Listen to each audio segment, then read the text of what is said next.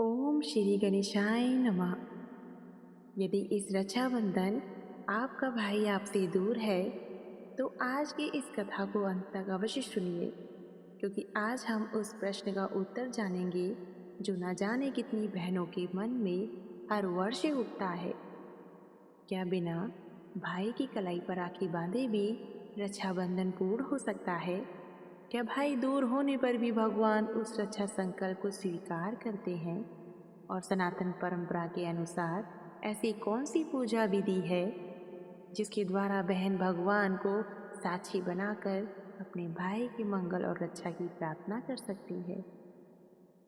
रक्षाबंधन केवल एक त्योहार नहीं है, ये प्रेम का संकल्प है, विश्वास का बंधन है और भगवान को साक्षी मानकर अपने प्रियजन के कल्याण की प्रार्थना करने का वो पावन पर्व है।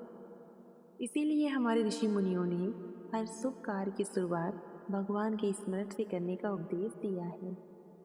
लेकिन आज के समय में अनेक भाई बहन एक दूसरे से दूर रहते हैं। कोई विदेश में है, कोई अपने कार्य के कारण घर नहीं आ सकता, कोई देश की सीमा पर अपनी मातृभूमि की रक्षा कर रहा है। तो ऐसे में बहन के मन में एक ही प्रश्न उठता है, हे प्रभु, मैं अपने भाई को राखी कैसे बांधूं? यदि आपके मन में भी यही प्रश्न है तो सबसे पहले एक बात समझ लीजिए। सनातन धर्म में भगवान भाव के भूखे हैं, वस्तु के नहीं। इसीलिए यदि परिस्थितियों के कारण भाई आपके पास नहीं है तो इसका अर्थ ये नहीं कि आपका रक्षाबंधन अधूरा हो गया, बल्कि उस दिन आपको भगवान को अपने इस पावन संकल्प का प्रथम साक्षी बनाना चाहिए।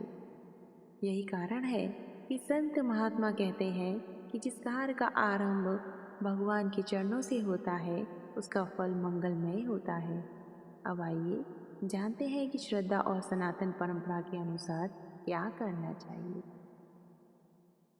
रक्षाबंधन के दिन प्रातः स्नान करके स्वच्छ और सात्विक वस्त्र धारण करें। अपने घर के मंदिर को स्वच्छ करें। भगवान श्री विष्णु, भगवान श्री कृष्ण और भगवान श्री राम या अपने इष्ट देव के समक्ष घी का दीपक जलाएं, धूप अर्पित करें और कुछ क्षण तक भगवान का ध्यान करें। अब एक पूजा की थाली सजाइए, उसमें रोली, अक्षत, पुष्प, मिठाई और अपने भाई के लिए लाई गई राखी रखिए। इसके बाद उस राखी को दोनों हाथों से उठाकर भगवान श्री चरणों में अर्पित कर दीजिए।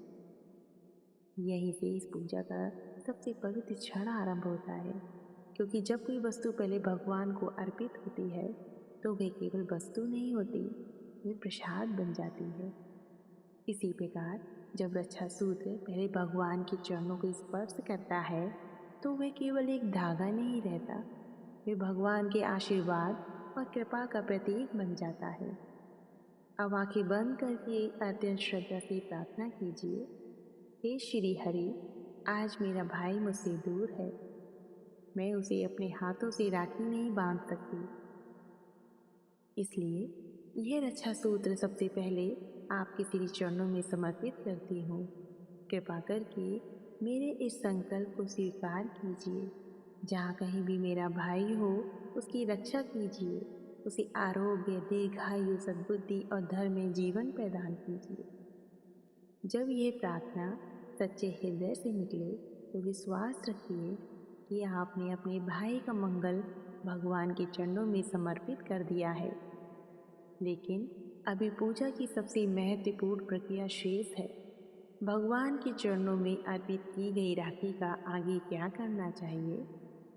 यदि राखी पहले ही डाक से भेजती हो तो क्या करें? यदि राखी अभी भेजनी हो तो किस समय भेजना शुभ माना जाता है? और भाई को वह राखी किस प्रकार धारण करनी चाहिए? आइए आगे की कथा में इन सभी प्रश्नों का उत्तर श्रद्धा और सनातन परंपरा के अनुसार विस्तार से जानेंगे। अब प्रश्न उठता है, भगवान के श्री चरणों में राखी अर्पित करने के बाद आगे क्या करना चाहिए? सनातन परंपरा हमें सिखाती है, जब कोई शुभ संकल्प भगवान को समर्पित कर दिया जाए तब उसे श्रद्धा और विश्वास के साथ पूर्ण भी करना चाहिए। यदि पहले राखी डाक और कुरियर से अपने भाई को भेज दी है तो भगवान के चरणों में प्रार्थना करने के बाद अपने भाई को ये अवश्य कहिए कि जब भी वह राखी बांधे तो उससे पहले स्नान करके अपने इष्ट देव का स्मरण करें। यदि संभव हो तो भगवान के सामने एक दीपक जलाएं, अपने माथे पर तिलक लगाएं और फिर श्रद्धा के साथ वह राखी धारण करें। यदि राखी अभी तक नहीं भेजी है तो पूजा के बाद भगवान के चरणों से उठाकर उस राखी को अपने भाई के लिए भेज दीजिए। बहुत सी बहनें एक और प्रश्न पूछती हैं, क्या भाई का फोटो सामने रखकर राखी बांध सकते हैं? यदि किसी कारण भाई बहुत दूर है तो उसका चित्र सामने रखकर भगवान को साक्षी मानते हुए तिलक किया जा सकता है और उसकी मंगल का संकल्प लिया जा सकता है। लेकिन एक समझना बहुत आवश्यक है, चित्र पर राखी बांधना अनिवार्य शास्त्रीय नियम नहीं है। मुख्य बात है भगवान के समक्ष अपने भाई के लिए सच्चे हृदय से प्रार्थना करना, क्योंकि भगवान भाव को स्वीकार करते हैं। अब यदि भाई उसी समय वीडियो कॉल पर उपलब्ध हो तो ये और भी सुंदर अवसर है। बहन भगवान की आरती करने के बाद अपने भाई को तिलक दिखा सकती है, उसकी मंगल की कामना कर सकती है और प्रेम पूर्वक कह सकती है, यह रक्षा संकल्प सबसे पहले भगवान को समर्पित किया गया है। प्रभु स्वयं तुम्हारी रक्षा करें।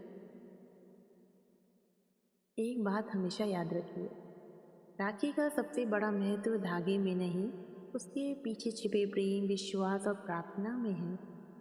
यदि केवल धागा बांध दिया जाए लेकिन मन में प्रेम ना हो तो वह केवल एक परंपरा बनकर रह जाती है। लेकिन यदि भाई दूर हो और बहन भगवान के सामने आंसुओं और श्रद्धा के साथ उसके मंगल की प्रार्थना करे तो वह प्रार्थना अनमोल बन जाती है।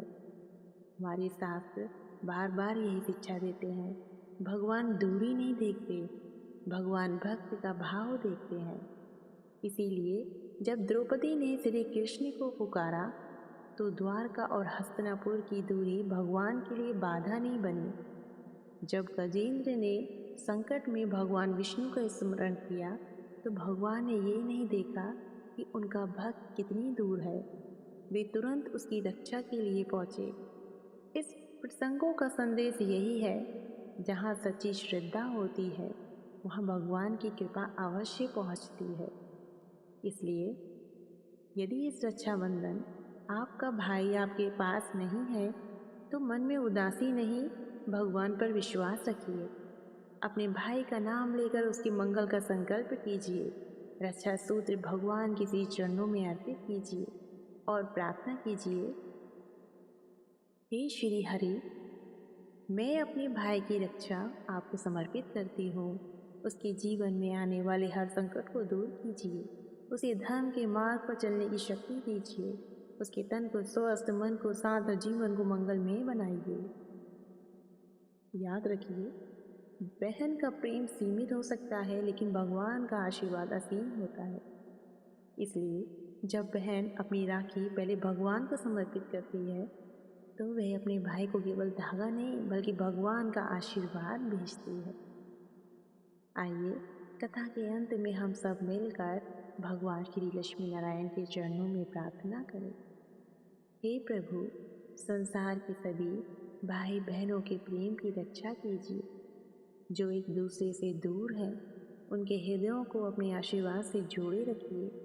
प्रत्येक भाई को आरोग्य, दीर्घायु और सद्बुद्धि प्रदान कीजिए और प्रत्येक बहन की प्रार्थना को अपने श्री चरणों में स्वीकार कीजिए। हमारे परिवारों में सदैव प्रेम, विश्वास और धर्म बना रहे।